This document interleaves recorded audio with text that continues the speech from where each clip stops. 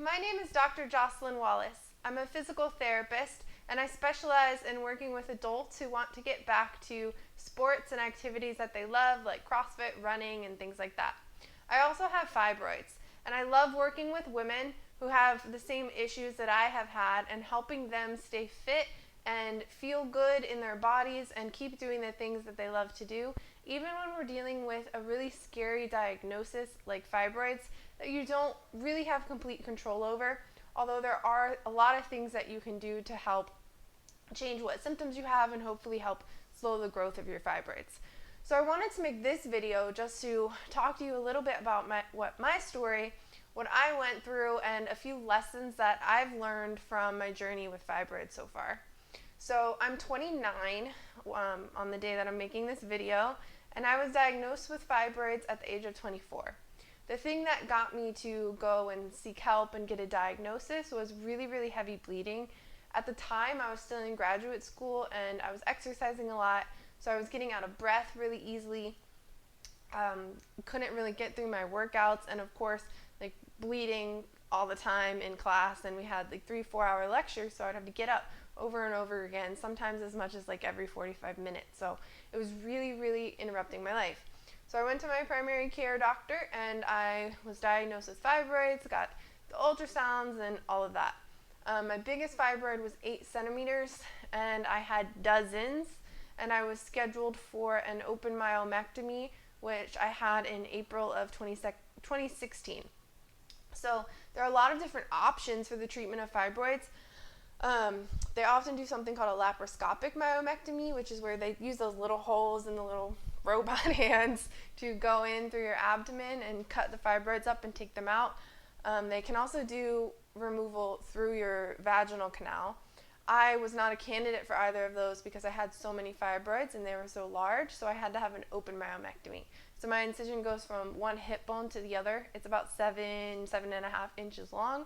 And my surgery took 4 hours. So they took out as many fibroids as they could, and they still had to leave some. That was in April of 2016, and it helped my symptoms immensely. The bleeding got pretty much like a normal period.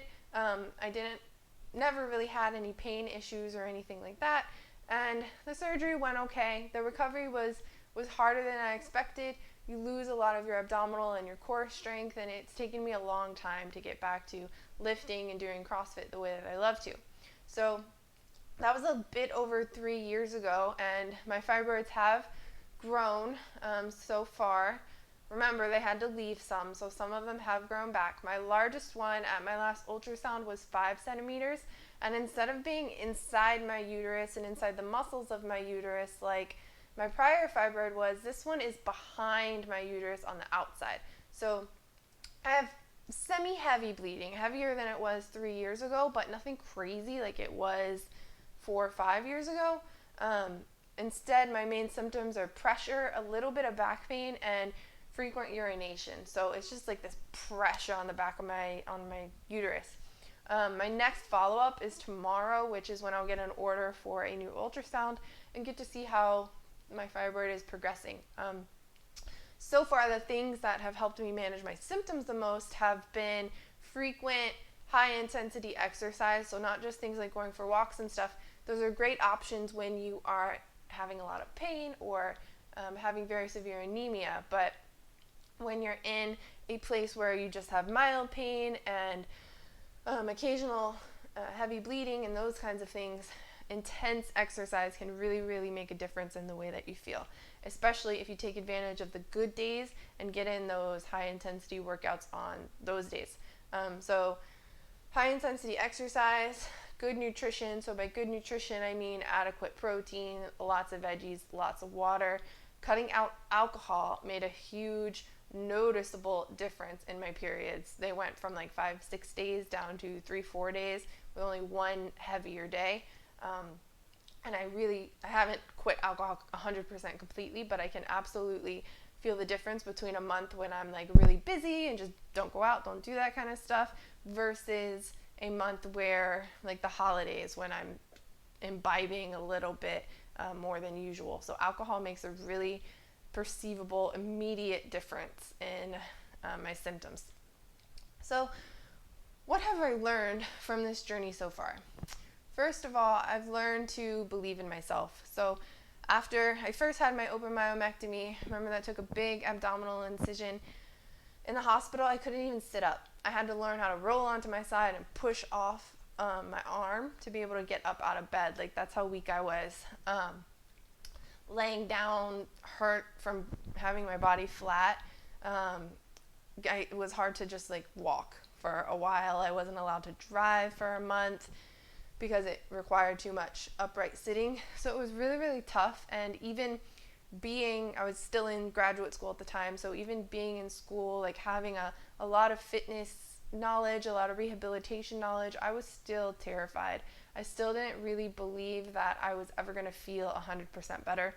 And through my recovery process, I have really learned how to truly believe that we can recover from whatever it is that we're going through. So I went from not being able to sit up out of bed for those first, it was like 2 weeks before I could start to like use my abdominal muscles a little bit to assist with movements. So I went from not being able to sit up out of bed to just doing my first strongman competition, doing CrossFit 3 or 4 times a week, being just as active and just as strong as I ever was before, if not stronger. So I wish I had started to believe a lot sooner. I think it would have made my recovery a lot easier on me mentally and even physically. The next thing is patience. So I dealt with a lot of frustration from being really active and then having to go down to what felt like 0 and only being allowed to walk for exercise for 3 weeks. It was supposed to be 6 weeks, but it ended up getting cut short. I started working out sooner than expected.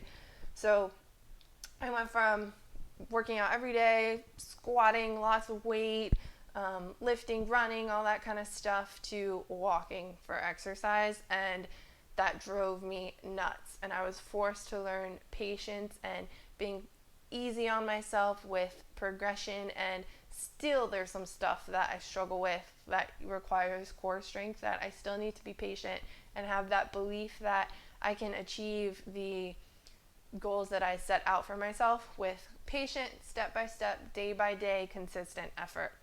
And then the last one is learning self-care. So again, I was in the middle of graduate school, a highly intensive program. I was valedictorian, class president, just super overachiever, and I wasn't very good at taking care of myself. So this process forced me to learn how to prioritize self-care. So not going out and partying so much, cutting down on my alcohol, relaxing, getting enough sleep. The amount of sleep that we get affects how good we feel, how much pain we're in, our hormonal balance, all kinds of stuff. Like, if I had to give someone one piece of advice after having been through all of this, it would be to get 8 to 9 hours of sleep a night, same bedtime, same wake up time, prioritize your quality of sleep, make the room dark, make it a little bit colder than you might be used to, and find a way to sleep better, because it makes an absolutely enormous difference in the way that you feel. So those are my biggest 3 lessons so far in my journey with fibroids: patience, belief in myself, and prioritizing self-care.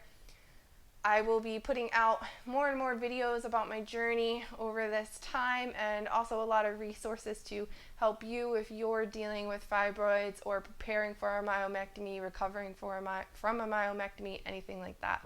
You can find me on YouTube, Instagram at Dr. Dr. So Dr. Jocelyn Wallace, JocelynWallace, or on my website at fitwithfibroids.com. I'm always open to answering whatever questions that you might have, or just hearing about what your struggles with being fit with fibroids have been. Thank you for watching.